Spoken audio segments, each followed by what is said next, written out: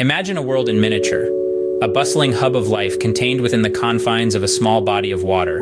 This is a pond ecosystem, a complex network of organisms, their environment, and the energy and matter cycling between them. It is a microcosm of the larger world, teeming with life and constantly in flux.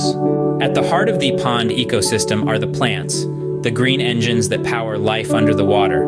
From the floating lily pads that provide shade and shelter, to the submerged plants that oxygenate the water, each has a role to play. Some, like the willow moss, provide food for creatures such as snails and insects. Others, like the water lily, offer safe nesting sites for birds and hiding places for frogs.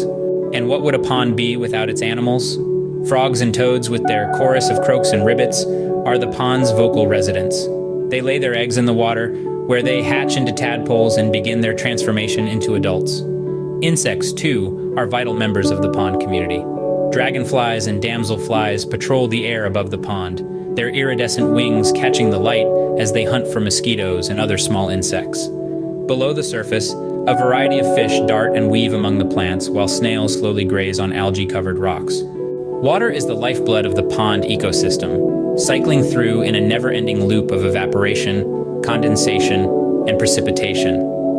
This water cycle is vital for the pond's health, bringing fresh nutrients and helping to regulate temperature. Yet, the balance of life in a pond is delicate.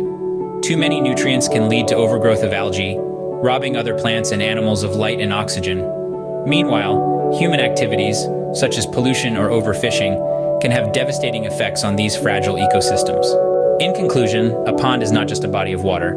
It is a complex ecosystem, a microcosm of life, where each plant and animal has a role to play in the delicate balance of nature.